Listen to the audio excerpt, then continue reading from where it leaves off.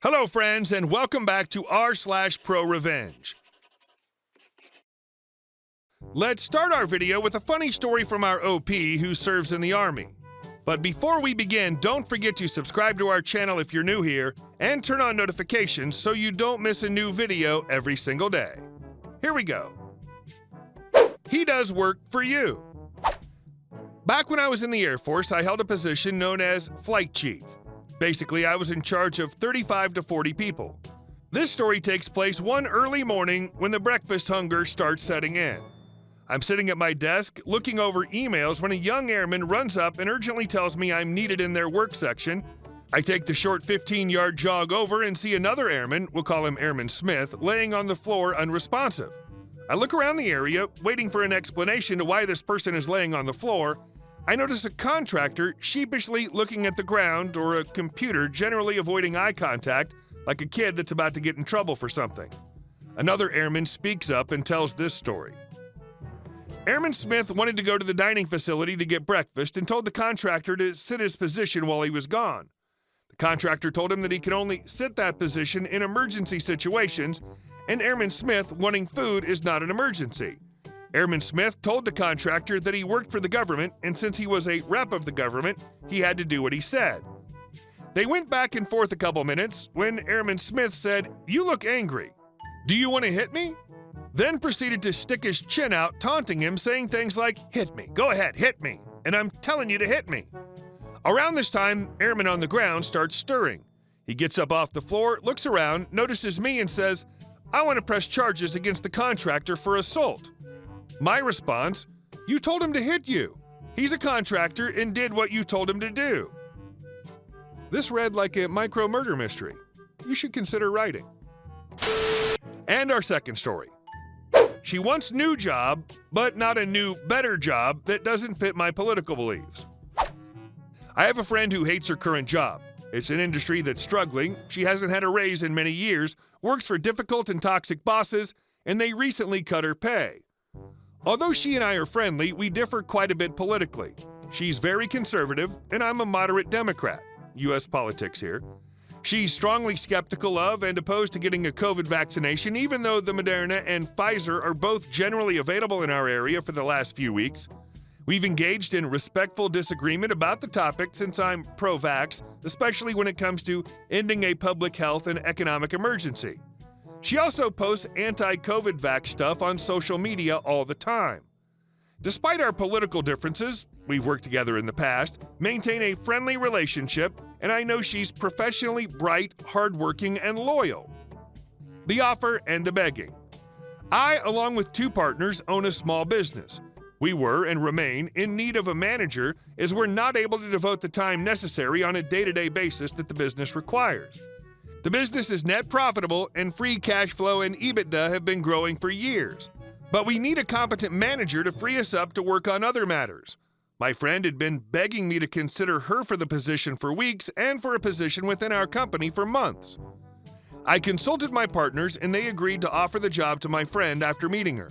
The only problem and caveat is that the company and the manager position both require engagement with the public on a daily basis.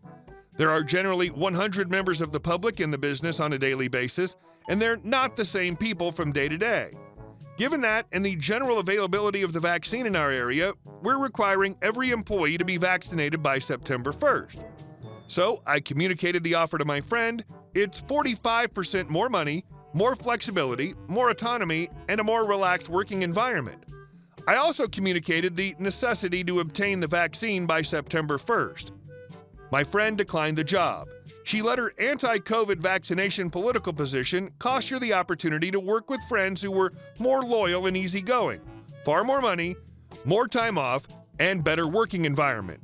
I know we didn't impose the revenge upon her, and she did it to herself, but her anti-vax position definitely cost her a better life. We know she's stupid, but you have to tell her she's stupid. Maybe she should read your story. And our last story. Now pay $14,000 in fines for harassing me. So I travel a lot, and I live in an RV mostly full-time. I've stayed at the same park, however, for the last 9 months, I've had issues here. They've called the police on me for arguing, not joking. They'll ignore me in the office, all because there was a small mistake on the paperwork when I stayed here on an overnight 9 months ago. Something happened and they tried to use that to kick me out. However, the owner said it didn't matter and all info is pulled from the registration, so blaming the paperwork for being off by 1 year on the RV as a cause for eviction was far-fetched. There was a few other incidents, but I just figured it's cheap here and I can pay my rent over the phone. Who cares? And don't really plan on going anywhere, as where I am, all the parks are full for snowbird season, plus I got a new job here.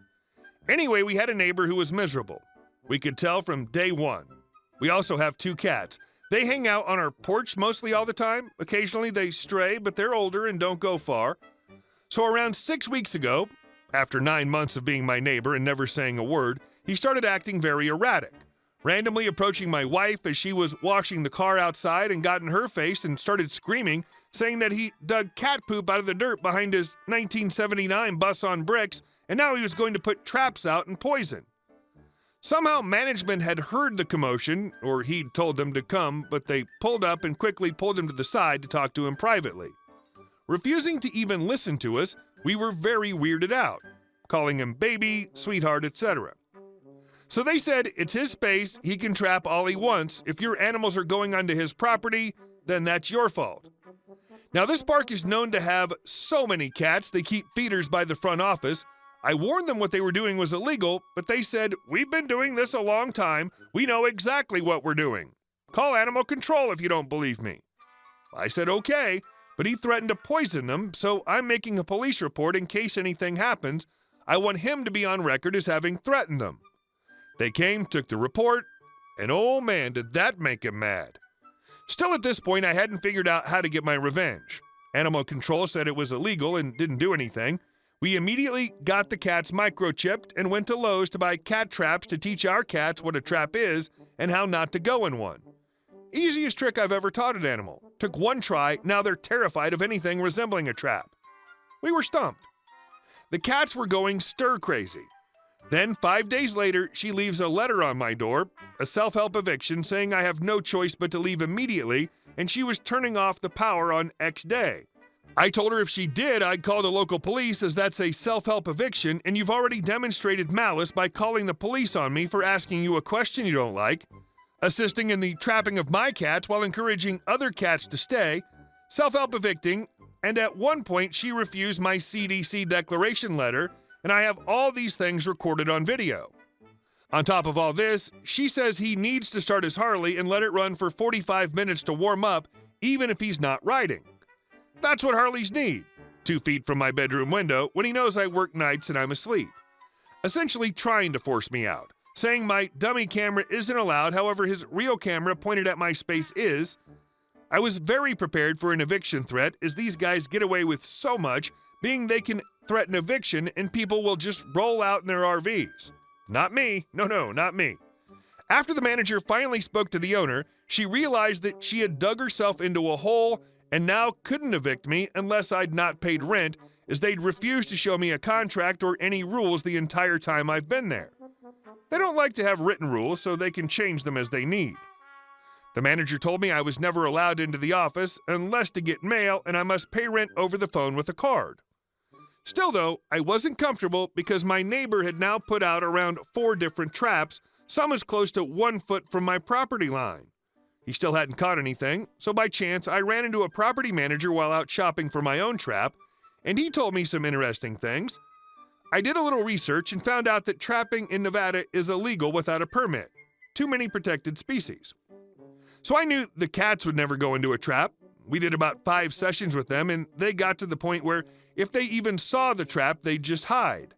So I told the landlord, it's fine, he can keep the traps. I had heard from a neighbor that he saw the manager opening up the storage room and loading his truck with animal traps, but he didn't know about our situation, so he was confused. This is when I put my plan together. I knew the longer he saw he wasn't getting his way, the more traps he would put out, and the more erratic he would become. He started revving his Harley for 45 minutes about 3 times a day while sitting inside with the radio on blasting. Then he'd get a chop saw and cut lumber into as small a pieces as he could, then stand 10 feet back and launch them into a steel trailer. I had around 2 gigabytes of video from my cell phone, so I only actually caught about half of it. I knew he was losing it. I put a dummy camera facing his front door, and that's what he did. He got too close and pushed my wife on camera. I had successfully driven him nuts and had what I needed for a civil harassment suit, and I just let him stew. Every few days, I'd notice a new trap. Finally, when he got up to 14 traps, his tiny RV space looked like a landmine of cat traps. My cats were and probably still are traumatized from the sight. My next move was to call the Nevada Fish and Wildlife. I emailed the picture of the traps. They finally showed up today and found 14 traps. The fine is $1,000 per trap. These people are also cops, but don't ever get to bust anyone, so they took it very seriously. They confiscated his traps and hit the park with $14,000 in fines. Afterwards, she called me asking me why I would do that. I informed her I'm not done and that I'm building a case on her and her little friend for harassment. I've since been moved to one of the best spots on the property near the $1 million RVs next to the pool and hot tub with a bar and pizza, about a 200-foot walk, and yes, I begged for a new spot to end this from day one, but she said we're booked up full all winter. We won't have even one spot until after Christmas. Stay on your toes, friends. Congratulations are in order, but stay on your toes. Hey guys, thank you all for watching the video. I'll see you in the next one.